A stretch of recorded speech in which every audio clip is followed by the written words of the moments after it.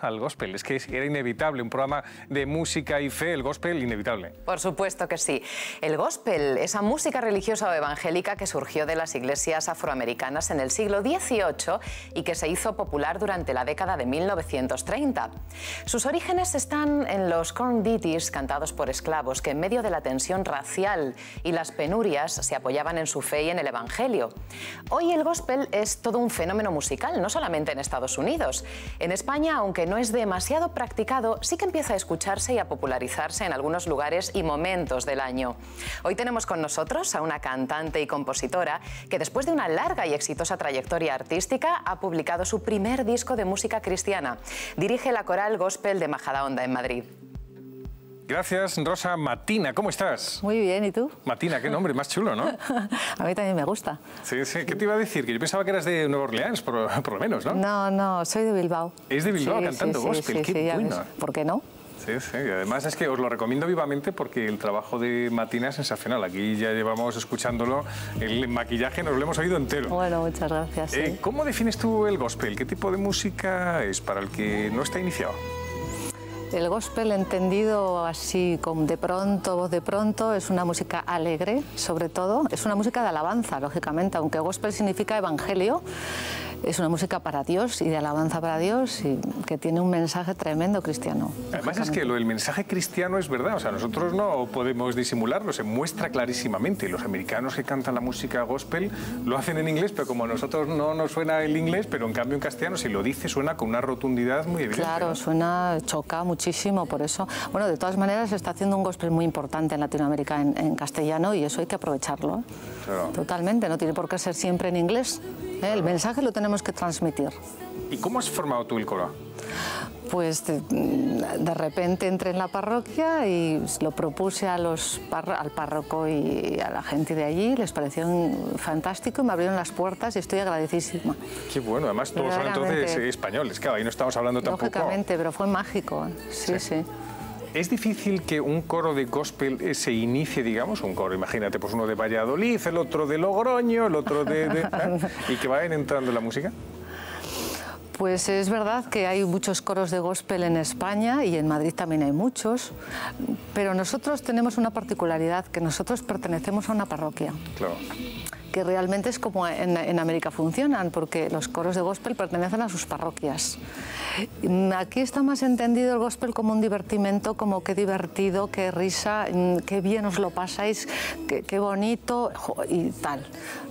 Pero no se tiene que quedar solo en eso, no se tiene que quedar solo en eso. Realmente tiene un mensaje y yo sé que transmitirlo y eso es lo que tiene que primar. O sea, incorporado también a la liturgia. Es que mucha gente cuando me dice, va, yo me voy a Nueva York y me voy a un coro gospel, y se hace ya como si fuera la ruta del turisteo. Sí, se va al coro gospel. Claro, es verdad. Los españoles lo vemos así, y es que no es igual cantar en inglés que en castellano, eso es evidente. Entonces, ahí va a haber conflicto, pero debería de hacerse muchísimo más música de este tipo para que la gente vaya escuchando y se vaya enterando de que el gospel se puede hacer en castellano y llega y perfectamente. Compañeros de realización, vamos a escuchar un poquillo la canción, el Ven conmigo, así ya se nos va quedando, ya que es muy pegadiza y muy profunda, ¿eh? No falte nunca, que no falte, no me llores, no, quiero verte sonreír, dame tu mano y ven conmigo,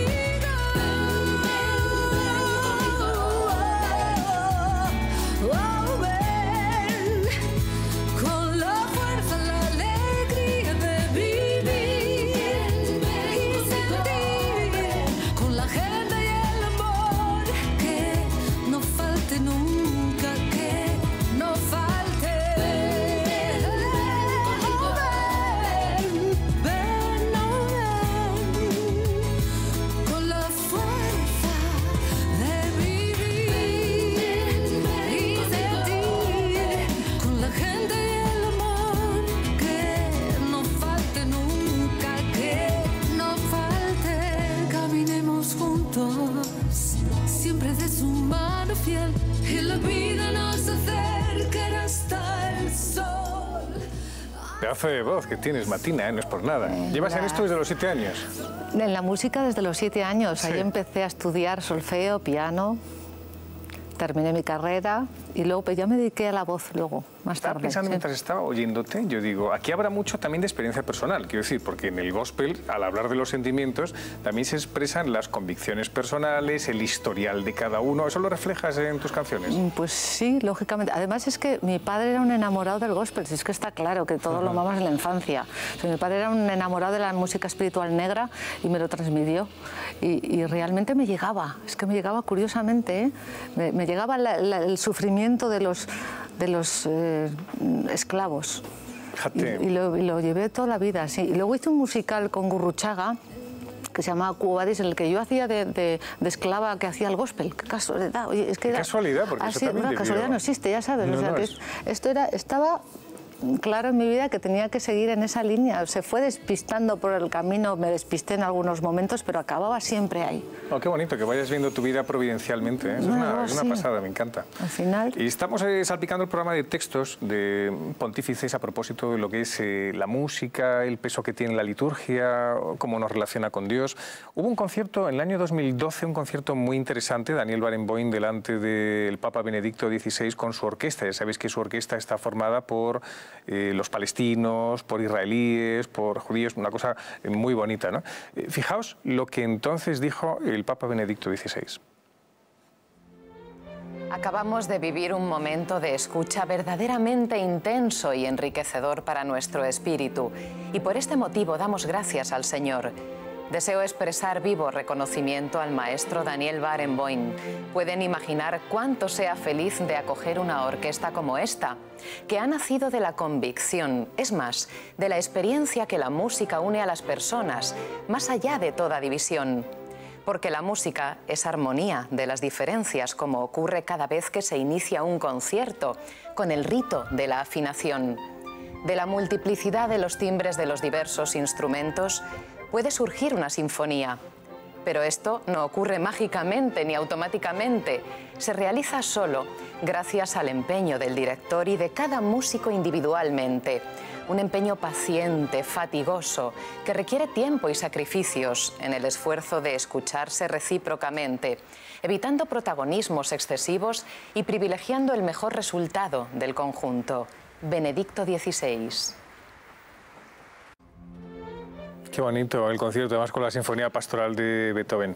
Pues Martina, en eso tiene razón también el Papa Benedicto XVI. Con la música gospel se consigue que no se creen muchos protagonismos, sino que es todo el coro el que se expresa. Claro, todos tenemos que estar involucrados en el mismo fin, eso lo tengo clarísimo.